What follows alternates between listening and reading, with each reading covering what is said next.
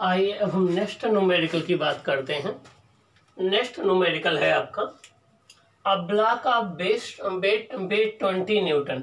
देखिए 20 न्यूटन का यह कोई एक ब्लॉक है, 20 न्यूटन वेट का कोई एक ब्लॉक है। A block of weight 20 newton is placed on the horizontal table. ये एक हॉरिजॉन्टल टेबल पर रखा हुआ है, एक हॉरिजॉन्टल टेबल पर रखा हुआ है। एंड ए टेंशन टी, एक टेंशन टी है which can be increased to 8 Newton. जरा एक यहाँ पर ये बात बड़े ध्यान समझिए, ये जो टेंशन टी एक्ट कर रहा है, ये टेंशन टी क्या करेगा, इसको मूव कराना चाहेगा। जब ये टेंशन टी मूव कराना चाहे तो इस पर फ्रिक्शन पीछे की ओर लगेगा। वो कह रहा है इस टेंशन टी की मैक्सिमम वैल्यू 8 न्यूटन तक इंक्रीज की जा सकती है, इससे ज्यादा नहीं। कह रहा है can be increase to 8 newton before the block begins to slide. इसका मतलब ये हो गया कि इस टेंशन की वैल्यू चेंज की जा सकती है। जब इस टेंशन की वैल्यू चेंज कर करके मैक्सिमम 8 न्यूटन कर दी जाती है तो ब्लॉक जस्ट स्लाइड करना शुरू करता है।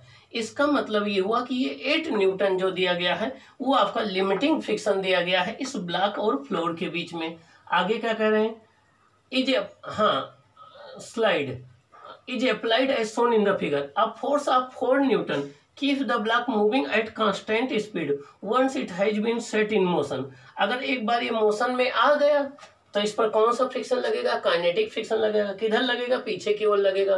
तो करें अगर एक बार मोशन में आ गया तो इसको कांस्टेंट वेलोसिटी से चलाने के लिए केवल 4 न्यूटन का फोर्स अप्लाई करना पड़ता है।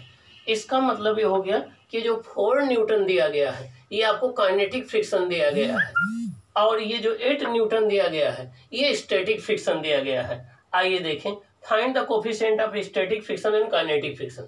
आइए देखें, ये ब्लॉक है, ये आप टेंशन, ये फोर्स अप्लाई करें इसको पुल करने के लिए, ये फ्रिक्शन लगेगा इसको रोकने के लिए, ये नॉर्मल रिएक्शन फोर्स हो जाएगा, ये इसका वेट हो जाएगा।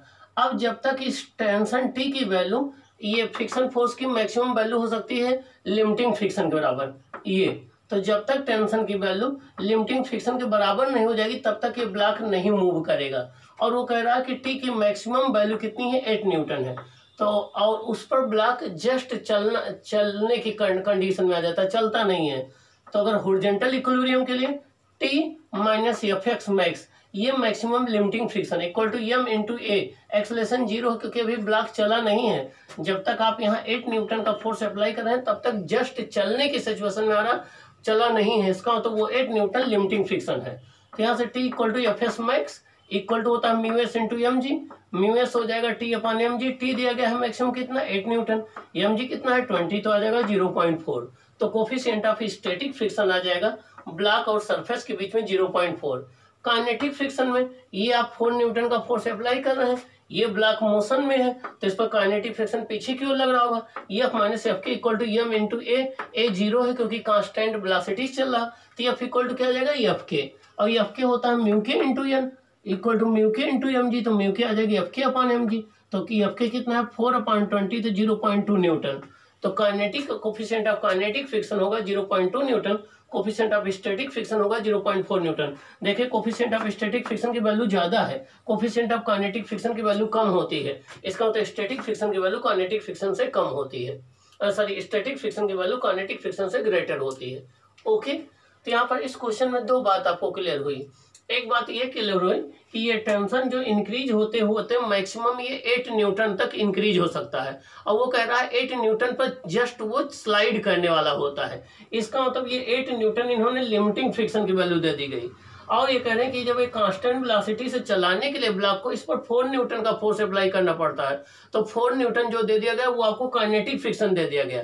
अब 4 न्यूटन काइनेटिक फ्रिक्शन से आप काइनेटिक कोफिशिएंट ऑफ फ्रिक्शन निकाल लीजिए, और 8 न्यूटन के टेंशन से आप static coefficient of friction find out कर लीजिए। 8 न्यूटन पर भी ब्लॉक चला नहीं है, लेकिन 8 न्यूटन के जस्ट बाद जो है वो चलना शुरू कर देगा।